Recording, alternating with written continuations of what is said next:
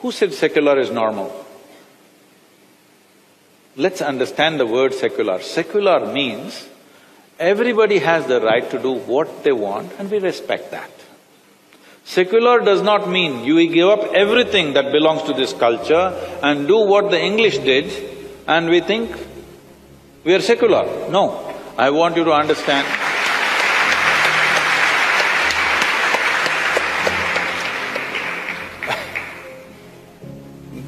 I want you to understand, even today in United States of America or UK, from where we think we imported our democracy, even today, without taking the name of their God, whatever God they believe in, nothing is done. President takes oath in the name of God, not in India. In India, we take oath in the name of the Constitution. This is an incident that happened that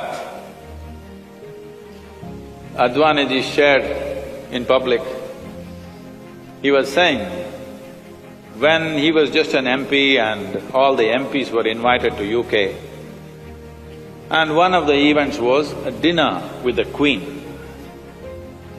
Advaniji was sitting next to Siddharth Shankar Ray, who is no more, I think.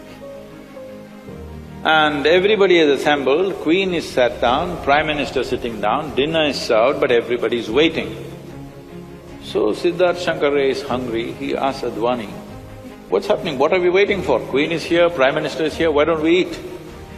So Advani told him, "This is not India, this is UK. The priest has to come and bless the food. Till then you can't eat it."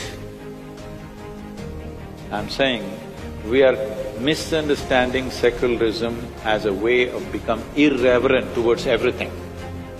No, secularism does not mean that. Secularism means we respect everybody's way of life. We don't think our way is superior to somebody else's ways. But we choose a certain way because we think it's better.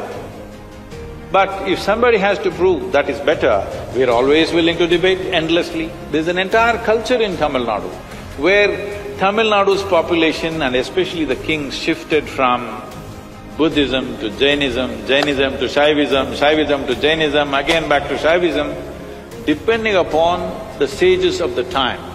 They sat down and debated.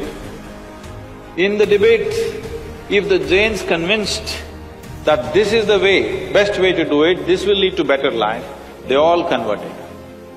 And next, another generation, another sage came and that sage proved being on the Shaiva way of life is the best way to do it, everybody converted back to that. I think this is fantastic, this is what should happen.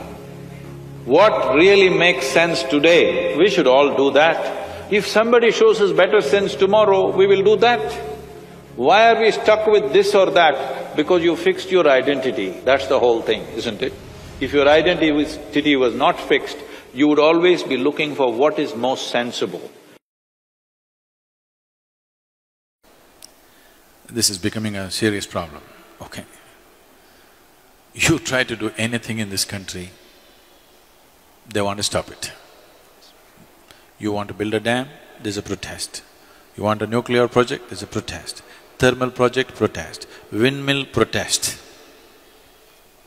But everybody wants everything. In their homes, they want all the gadgets, they want 24 hours power, they want everything going. This is because we are only looking at the problems and we have not taken up the challenge of creating solutions in our minds.